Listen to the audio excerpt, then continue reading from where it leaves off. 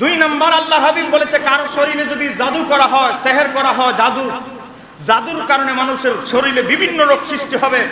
এক নাম্বার কি, কারোকে যদি জাদু করা হয়, জাদু করা হলে তার এক নাম্বার জিনিসটা চলে যাবে, সেটা হলো ঘুম। সে অনেক চেষ্টা করবে, তার ঘুম আসবে না। দুই নাম্বার, তার খাবারের রুচি উঠে যাবে জিহ্বা থেকে, সে কিন্তু মরবে না। জাদু এমন একটা রোগ, আপনার আস্তে আস্তে চুষতে চুষতে শুকায় ফেলবে, কাট করে ফেলবে, তাও মরতেন না।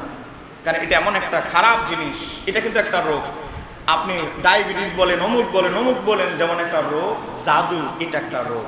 তবে অন্যান্য রোগের চাইতে এটা অনেক ভয়ঙ্কর রোগ। জাদু যখন আপনাকে করবে, আপনার শরীরে 6 থেকে 7টা আলামত আপনি দেখবেন। কবিরাজের কাছে যেতে হবে না, এগুলো আল্লাহ হাবিব বলে গেছেন। ইমাম কাস্তালানি কিতাবের নাম আল মাওয়াহিবুল দুনিয়া, আরবি ভাষায় নবীর লেখা সর্বশ্রেষ্ঠ জীবনের কিতাব। 3 নম্বর খণ্ডে নবীর চিকিৎসা বিজ্ঞানের আলোচনা উল্লেখ করেছে।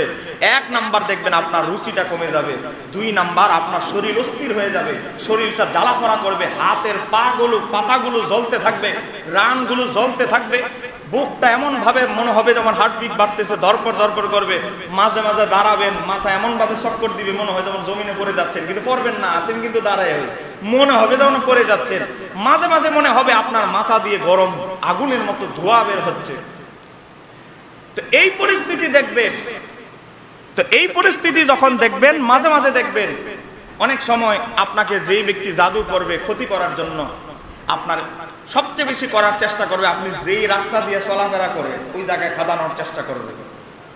অনেক সময় এখন তো জাদু কবিরাজ যারা, ওই যে দেখেন না, কামরূপ কামাখা থেকে আগত, ওই পাহাড়ে 12 বছর সাধনা করেছে অমুক বাবা, গত জমায় আমি নামাজ পড়ে যাচ্ছি, দেওয়ান আটে গেছি, একটু জাম লাগছে, 2-4-5টা কাঠ ফালাইলো আর কি, বুঝেন না?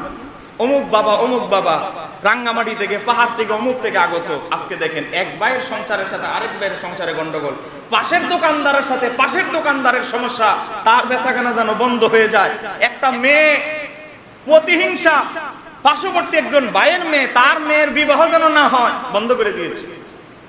বিভিন্ন কোয়ালিটির, 14 কোয়ালিটির জাদু আছে। সবচেয়ে বড় ভয়ঙ্কর জাদু হচ্ছে কালো জাদু। জোরে বলেন কি জাদু?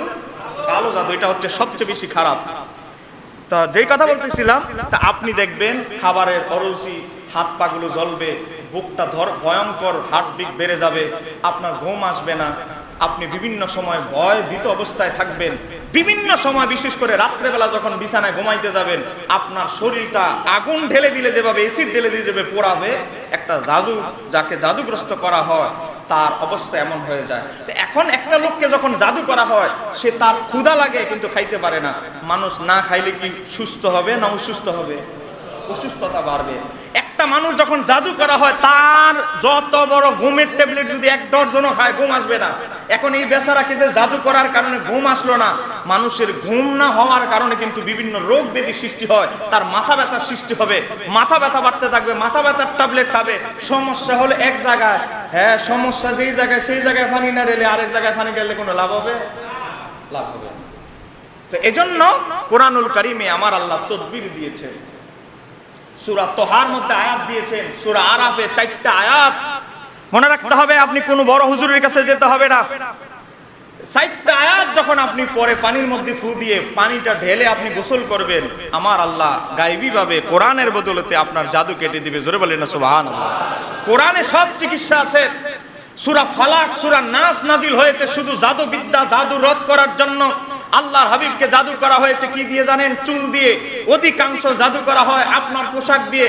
আপনার একটা পোশাক চুরি করে নিয়ে যাবে, একটা গেঞ্জি নিয়ে যাবে, একটা গামছা নিয়ে যাবে, তোয়াল নিয়ে যাবে, যেটা বেশিরভাগ ক্ষেত্রে আপনি ব্যবহার করেন, চুরি করে নিয়ে যাবেন, নিয়ে এটা কেটে। জাদু কিন্তু এভাবে করা হয়। জাদু কি বলতে পারেন হুজুর, এটা জাদু কি? জাদু হচ্ছে কিছু মন্ত্র শ্লোক, দেব দেবী মুশরিকদের দেব দেবীর নামে কিছু শ্লোক নাম বলে অমুকের এটা হয়ে যা শ্লোক। আপনি ইউটিউবে দেখবেন, আপনি ইউটিউবে শুধু সার্চ দিবেন। এখন এগুলো বাংলাদেশের না, কিন্তু সব ইন্ডিয়ার। সবচেয়ে বেশি জাদুবিদ্যার চর্চা হয় এখন ইন্ডিয়াতে। আপনি সার্চ দিবেন অমুকের বশীকরণের মন্ত্র, লিখবেন, যা বুঝার জন্য দেখবেন বিভিন্ন মন্ত্র ছবি সহ ইউটিউবে দিয়ে দিচ্ছে। আজকে এই যে জাদুকরদের ব্যাপার আল্লাহর নবী কি বলেছেন? তো যারা জাদু করে এবং যারা জাদুর আশ্রয় নেয়, আমার আল্লাহ বলেছেন তাদের উপরে আল্লাহ লানত, ফেরেশতাদের লানত, মুমিনদের লানত। এজন্য জাদুকরদের ব্যাপার আমার নবী বলেছে 7টা হচ্ছে সবচেয়ে বড় কবিরা গুনাহ। 7টা বড় কবিরা গুনার মধ্যে একটা হচ্ছে জাদু। জোরে বলেন একটা কি? জাদু।